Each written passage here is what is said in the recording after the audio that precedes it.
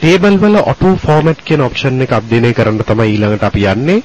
මේ auto format කියන option එකෙන් අපිට පුළුවන් table එකක් තරමක් අලංකාරය කරගන්න. උදාහරණයක් විදියට අපි මේ table auto format කියන option එක තෝරගත්තාම මේ formats කියලා සටහන් කරලා තියෙනවා. එක එක formats වර්ග අපිට මේ table එකට ඇතුල් කරන්න පුළුවන් formats වර්ග.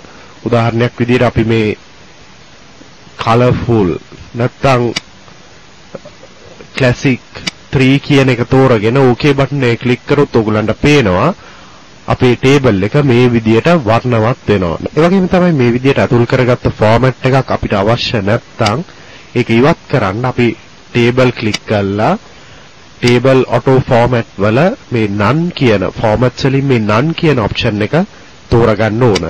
none කියන option එක තෝරගෙන OK බටන් එක ක්ලික් කරපුවාම අපි කලින් අතුල් කරපු format එක ඉවත් වෙනවා. ඒ වගේම තමයි මේ table වල තියෙන auto fit කියන එක. මේ auto fit to contents කියන්නේ මේ table එකේ තියෙන දත්ත වලට අනුව මේ table එක fit වෙන්න නැත්නම් adjust වෙන්න මේ විදිහට සකස් වෙන්න කියන එක. auto fit to window කියන එක තෝරගත්තොත් අපිට පුළුවන් අපි තෝරගෙන තියෙන window එකේ ප්‍රමාණයට උදාහරණයක් විදිහට මේ විදිහට ක්ලික් කරොත් මේ සම්පූර්ණ ප්‍රදේශයේම ඒ table එක විසිරීලා තියෙනවා.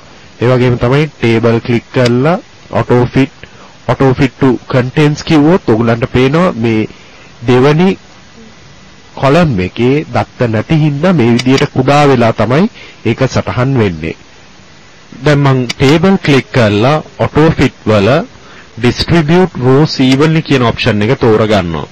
ඔයගලන්ට පේනවා ඒ table එකේ rows නැත්නම් සියලුම තීරු එක හා සමානව එක හා ප්‍රමාණයෙන් දිස් වෙනවා. ඒ වගේම තමයි මේ table වල auto fit කියන option එකේ distribute columns evenly කියලා තෝරගත්තොත් සියලුම columns නැත්නම් පේලි එක හා සමානව දිස් වෙනවා.